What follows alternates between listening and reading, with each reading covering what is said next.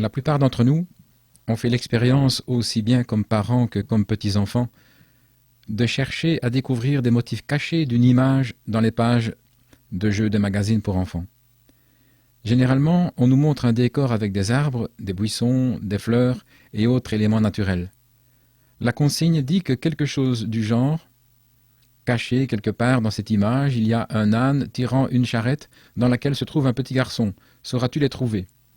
Quand on est petit, très souvent, on ne trouve ces éléments cachés qu'en tournant quelques pages pour prendre connaissance des solutions. Si l'on regarde de plus près le décor d'ensemble, on se rend compte qu'il a été tout entier conçu de manière à masquer très précisément les objets que l'on doit retrouver. Et quand on connaît enfin l'emplacement des éléments cachés, ils deviennent aussi évidents que le nez au milieu du visage. Nous pensons que les médias de masse sont des artistes créant des décors pour nous dissimuler l'essentiel. Ici, nous allons vous montrer comment découvrir les motifs cachés dans les vues d'ensemble que les journaux, la radio et la télévision nous donnent chaque jour. Avec cette aide, vous serez capable de voir à travers les faux semblants l'âne, la charrette et le garçon qui se trouve là depuis toujours. Des millions d'Américains sont préoccupés et désappointés par les mésaventures que traverse notre pays. Ils sentent que quelque chose cloche et qu'il y a du mauvais, mais ils sont incapables de pointer du doigt ce dont il s'agit en raison de l'habileté des faussaires qui les trompent. Vous comptez peut-être parmi ces nombreux citoyens. Quelque chose vous gêne, mais vous ne savez pas trop quoi. Nous élisons sans arrêt de nouveaux présidents qui promettent solennellement de mettre fin à l'essor du communisme dans le monde, de faire cesser les dépenses gouvernementales indues, de ne pas augmenter les impôts, de remettre l'économie sur de bonnes bases, de restaurer la morale en Amérique et d'incarcérer tous les délinquants qui le méritent. Pourtant, en dépit de ces promesses électorales tapageuses et de tous nos espoirs, les problèmes continuent de s'aggraver, quel que soit le dépositaire officiel du pouvoir. Chaque administration, qu'elle soit républicaine ou démocrate, poursuit dans les grandes lignes la même politique que le gouvernement précédent, après l'avoir dénoncé pendant toute une campagne. On dit souvent que c'est mesquin de faire ce genre d'observation, mais c'est pourtant vrai. Y a-t-il une raison plausible permettant d'expliquer ce phénomène? Nous ne sommes même pas censés nous poser une telle question. En fait, on voudrait que nous pensions que cet état de fait est accidentel et tout à fait fortuit, de sorte que nous ne pouvons rien faire contre. Franklin Roosevelt a déclaré un jour « En politique, rien n'arrive par hasard.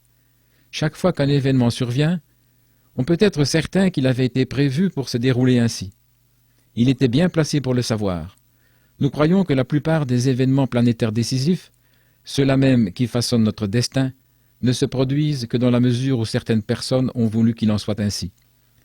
Si nous avions affaire au hasard pur et simple, la moitié des événements affectant l'Amérique devraient lui être bénéfiques. S'il ne s'agissait que d'incompétence, nos gouvernants devraient de temps en temps faire une erreur qui nous soit favorable. Nous allons nous efforcer de vous démontrer que nous ne faisons pas face à des contingences ou à de la bêtise, mais à une planification scrupuleuse et intelligence.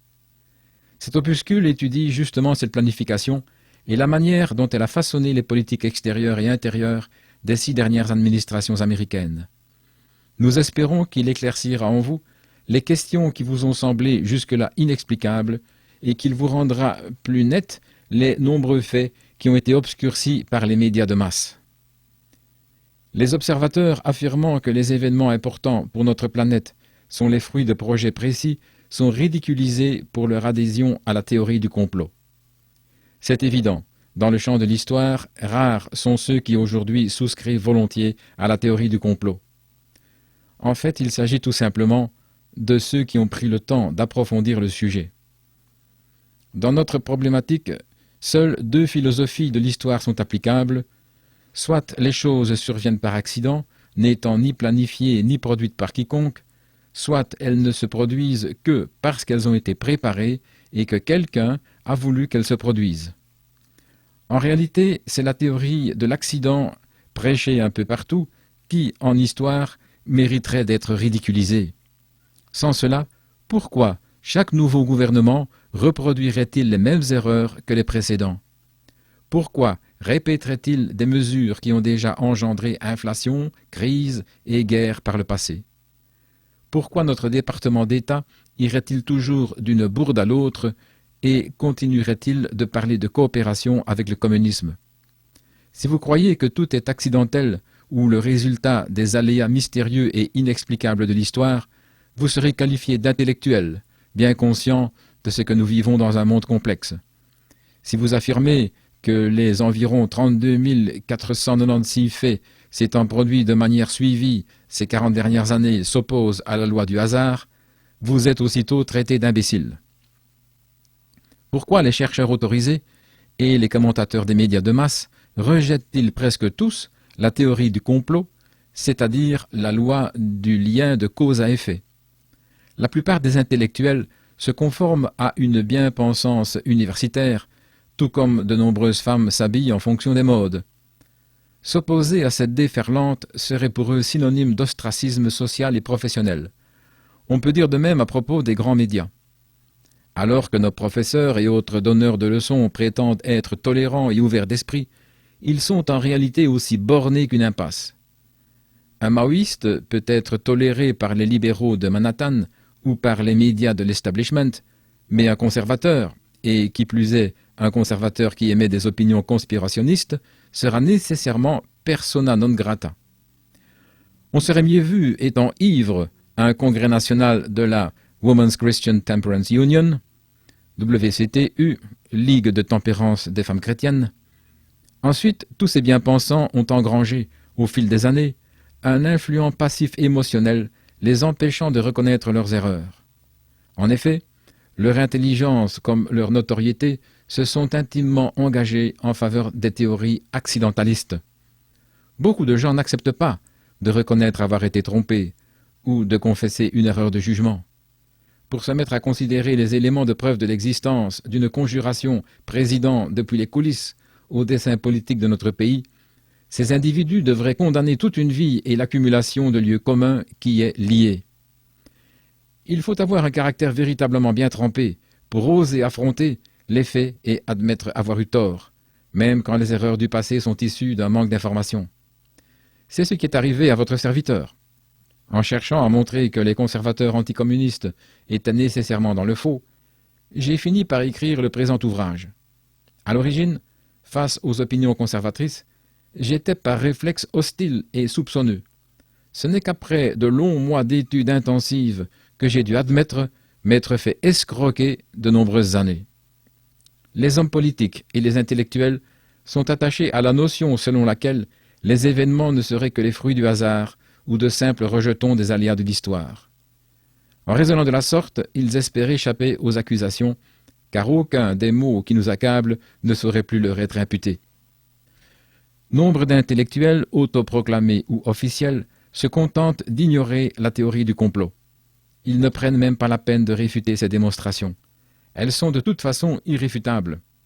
Quand la loi du silence ne fonctionne plus, ces érudits objectifs et les modeleurs d'opinion des médias de masse emploient des attaques ad hominem, c'est-à-dire contre les hommes, et ont recours à des procédés de ridiculisation et de diabolisation. Les attaques personnelles sont efficaces car elles détournent l'attention des faits que l'auteur ou l'orateur présente. Le but en est d'obliger la personne attaquée à cesser de parler de complot pour se défendre. Les armes les plus efficaces utilisées contre la théorie du complot restent toutefois le ridicule et la satire. Ces outils extrêmement puissants peuvent être facilement maniés de manière à avorter tout plaidoyer. C'est naturel. Personne ne souhaite être la risée des journaux. Pour ne pas être ridiculisé, beaucoup préfèrent se tenir à carreau, car aucun sujet ne peut échapper à la moquerie ou à la dérision. On emploie généralement la technique de l'hyperbole. La description du complot est extrapolée et élargie de façon à devenir absurde. Par exemple, un journaliste d'une bonne chaîne de télévision nous rétorquerait sur le ton de la réprimande « Je suppose que vous croyez que chaque professeur de tendance libérale reçoit chaque matin un petit télégramme de la part du quartier général des conjurés dans lequel il trouvera ses consignes du jour pour intoxiquer ses étudiants. » Certains tenants de la théorie du complot dépassent effectivement les limites du raisonnable en étant dans la conspiration, alors qu'il ne s'agit que d'un petit cénacle, afin d'y incorporer n'importe quel militant libéral local ou n'importe quel haut fonctionnaire médiocre. D'autres, en raison de leur racisme ou de leur fanatisme religieux, prennent d'infimes détails d'une démonstration solide pour les extrapoler jusqu'à l'obtention d'une conclusion qui satisfera leur fixation. Ce sont ceux qui prétendent que le complot est spécifiquement juif, catholique ou maçonnique. Ces individus ne sont pas d'une grande aide dans la dénonciation du complot. Au contraire, malheureusement, ils jouent en faveur de ceux qui voudraient faire croire à l'opinion publique que tous les adeptes de la théorie du complot sont des cinglés. Les intellectuels sont friands de lieux communs du genre « la théorie du complot est souvent tentante, mais elle est beaucoup trop simpliste ». Attribuer absolument tout ce qui arrive aux manigances d'un petit noyau de conspirateurs avides de pouvoir est trop simpliste. Mais d'après nous, il est encore plus simpliste de soutenir obstinément que les grands événements planétaires sont nécessairement fortuits. Le plus souvent, les libéraux taxent sommairement de paranoïaques tous ceux qui évoqueraient la possibilité d'un complot.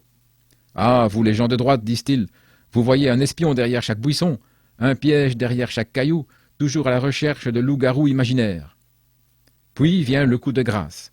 La théorie du complot, ce serait vouloir trouver le diable dans l'histoire. Les libéraux aiment beaucoup cette répartie. C'est une phrase vide, mais qui sonne juste à leurs oreilles. Avec tous les chefs de file du monde universitaire et médiatique faisant preuve d'une attitude hostile à l'égard de la théorie du complot en histoire, c'est-à-dire vis-à-vis des liens de cause à effet, il n'est pas étonnant que des millions de personnes innocentes et pleines de bonnes intentions reproduisent les mêmes réflexes et répètent les mêmes clichés que ces faiseurs d'opinion en suivant leur inclination naturelle à ne pas vouloir passer pour des imbéciles. Ces individus, en voulant paraître subtils, reprennent un air de supériorité béate identique à celui de leur mentor, quand bien même ils n'auraient passé que 5 minutes à réfléchir sur la possibilité d'une conspiration internationale. Les défenseurs de l'accident permanent voudraient faire croire qu'attribuer nos maux à une programmation est simpliste et que nos problèmes ne seraient causés que par la pauvreté, l'ignorance et la maladie.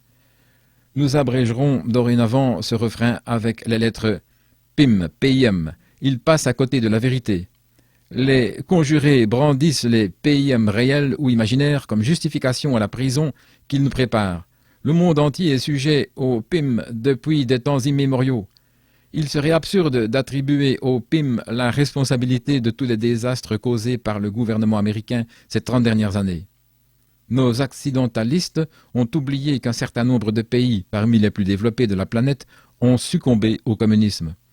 La Tchécoslovaquie était l'un des États modernes les plus industrialisés du monde, et Cuba jouissait du 2e plus haut revenu moyen par habitant d'Amérique latine. En outre, il serait exagéré d'affirmer que jamais aucun intellectuel reconnu n'a soutenu la théorie du complot. À titre d'exemple, nous pouvons invoquer le professeur Carroll Quigley de la faculté des études diplomatiques de l'université de Georgetown. Le professeur Quigley pourrait difficilement être taxé d'extrémiste de droite. Ces 3 mois sont comme soudés et faits d'un seul bloc pour les médias de masse. Quigley jouit de nombreux certificats de libéralité, ayant enseigné à Princeton et Harvard, 2 établissements particulièrement proches de l'intelligentsia libérale. Dans Tragedy and Hope, Tragédie et Espoir, un pavé de 1300 pages, Quigley révèle l'existence d'un réseau de conspirateurs que nous évoquerons dans les pages qui suivent. L'universitaire ne se contente pas de formuler une théorie. Il révèle l'existence d'un tel réseau à partir de sa propre expérience. Il indique d'ailleurs très clairement qu'il n'est pas hostile aux objectifs de la conspiration, mais seulement à sa politique du secret. Le professeur Quigley révèle « Je connais les agissements de ce réseau parce que je l'ai étudié pendant près de 20 années et que j'ai été autorisé pendant 2 ans, au début des années 1960, à consulter ses archives et ses documents confidentiels. Je ne lui suis nullement hostile, ni même à la majorité de ses dessins, et j'ai été une grande partie de ma vie très proche de lui et de nombre de ses adhérents. C'est nous qui soulignons. Je suis opposé aussi bien par le passé que récemment à certaines de ses politiques, mais en général mon principal désaccord avec lui est sa volonté de demeurer inconnu du grand public. Alors que je crois que son rôle dans l'histoire est assez important pour qu'il soit placé sous le feu des projecteurs. Nous sommes d'accord avec lui. Son rôle dans l'histoire doit paraître au grand jour. C'est la raison pour laquelle j'ai écrit ce livre. En revanche, je suis totalement opposé au but de ce réseau tels qu'ils sont décrits par Quigley, rien de moins que la création d'un système mondial de contrôle financier placé entre les mains de particuliers et capable de dominer la structure politique de chaque État et l'économie du monde entier. En d'autres termes, cette clique avide de puissance désire contrôler et diriger la planète. Encore plus effrayant, elle souhaite maîtriser tous les actes individuels. C'est ce que développe le professeur Quigley. Citation. Sa liberté et ses choix de l'individu seront placés entre des limites très étroites dans la mesure où chacun sera numéroté dès la naissance puis traité comme un nombre au cours de son cursus scolaire, de son service militaire ou civique, de ses contributions fiscales, de ses consultations médicales, de sa retraite, jusqu'à son décès. Fin de citation. Nos conspirateurs veulent, en supervisant tous les gouvernements de la planète, tout dominer. Ressources naturelles, entreprises, finances, transports. Pour parvenir à leur fin, ils n'ont eu aucun scrupule à fomenter guerre, crise et révolution. Ils désirent un monopole qui éliminerait toute concurrence et qui détruirait le système de la libre entreprise. Et Quigley, professeur à Harvard, Princeton et Georgetown, approuve tout cela. Carroll Quigley n'est pas le seul universitaire à avoir connaissance de l'existence de noyaux de conspirateurs s'auto-perpétuant et que nous appellerons les initiés. D'autres érudits honnêtes, trouvant encore et encore les mêmes personnalités à la source des désastres politiques d'Amérique, en sont arrivés à conclure qu'il y avait très probablement, quelque part dans le monde, une équipe de pyromanes à l'œuvre. Mais ces intellectuels intègres savent bien que, s'ils dénonçaient ouvertement nos initiés, leur carrière serait finie. Pour ma part, je sais qu'il y a quelques universitaires dans ce cas, car j'ai été en contact avec certains d'entre eux. Parallèlement, certaines personnalités religieuses sont au courant de la réalité de cette conjuration. Dans une dépêche du 27 décembre 1965, le père Pedro Arrupe, supérieur général de la Compagnie de Jésus, a prononcé ces propos lors de son intervention devant l'Ecumenical Council of Churches, le Conseil œcuménique des Églises. Citation. « Cette société impie agit de façon extrêmement efficace, dans ses plus hautes sphères du moins. Elle emploie tous les moyens qu'elle trouve devant elle, scientifiques, techniques, sociaux ou économiques. Elle suit une stratégie méticuleusement conçue. Elle règne à peu près sans partage au sein des institutions internationales, dans les milieux de la finance, dans le monde des communications de masse, c'est-à-dire la presse, le cinéma, la radio et la télévision. » Fin de citation. Un certain nombre d'énigmes doivent être résolues pour convaincre un individu de la probabilité de l'existence d'un cercle de conspirateurs supervisant la politique gouvernementale au sommet de la hiérarchie. Ici, la réalité se fait plus étrange encore que la fiction. En fait, notre livre s'intéresse au plus grand polar de l'histoire. C'est un thriller à l'atmosphère mystérieuse qui ridiculiserait tous les plus grands auteurs en la matière. Si vous aimez les mystères, vous allez être servi, avec toutes les machinations de nos initiés. Si vous étudiez ce réseau dont parle le professeur Quigley, vous verrez que non seulement ce qui paraissait incroyable existe bel et bien, mais encore qu'il est d'une influence considérable au cœur de notre vie. Il faut rappeler que le premier devoir d'un complotiste, que ce soit en politique, dans le crime ou au sein d'une entreprise, est de convaincre tout un chacun de ce que le complot n'existe pas. La réussite finale des conjurés dépend largement de leur capacité à dissimuler leurs agissements. Si les pontes du monde universitaire et les médias de masse se gaussent sans arrêt de l'existence d'initiés de ce genre, c'est simplement pour camoufler leurs opérations. Ces artistes se chargent de rendre invisibles l'âne, la charrette et le petit garçon. Vous aurez probablement déjà été impliqué ou eu un rapport indirect avec certains faits évoqués dans les médias. Il peut s'agir d'une compétition sportive, d'une élection, d'une association ou de votre entreprise. Le compte-rendu qui en a été fait a-t-il retranscrit la vraie histoire, celle qui se cache derrière les apparences? Probablement pas, et cela pour différentes raisons. Le journaliste rencontre des problèmes de temps et d'espace, et il y a de grandes chances pour que les personnes qu'il a interrogées aient volontairement préféré ne pas dire certaines choses. Les préjugés personnels du reporter ont également dû présider à ses choix pour sélectionner les faits qui méritaient d'être mentionnés dans son article et ceux qui devaient disparaître. Il est vrai que la plupart des Américains savent d'expérience qu'une actualité ne reproduit pas souvent toute l'histoire qu'elle prétend retracer. Mais nombre d'entre nous supposent que ces expériences individuelles sont des cas isolés, alors qu'il s'agit en réalité d'une tendance générale.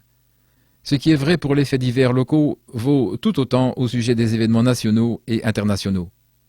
En outre, des blocages psychologiques poussent les gens à considérer d'une manière biaisée les démonstrations analogues à la nôtre.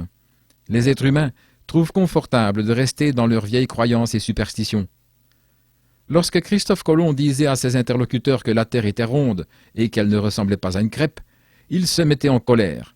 On leur demandait en effet d'abandonner une conception qui avait jusque-là dirigé leur existence pour adopter une perspective tout à fait novatrice.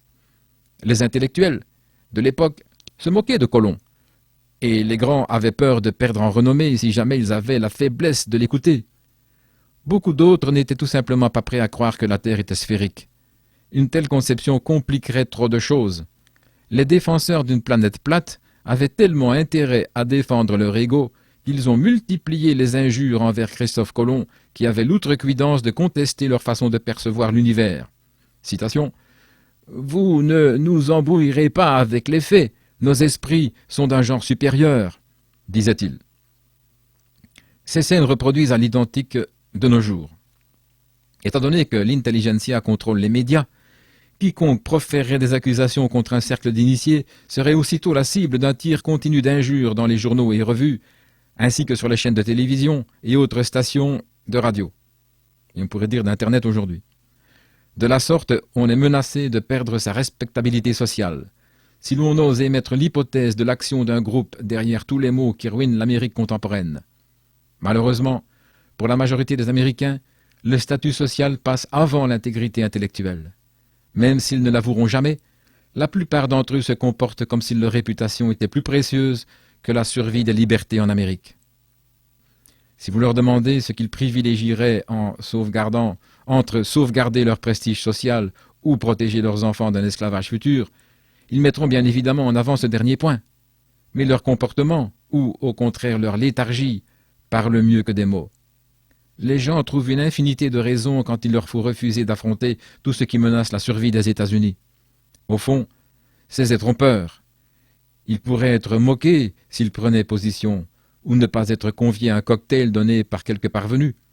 Au lieu de se fâcher contre les initiés qui les manipulent, ces individus se mettent en colère contre ceux qui cherchent à sauver leur patrie en démasquant les coupables.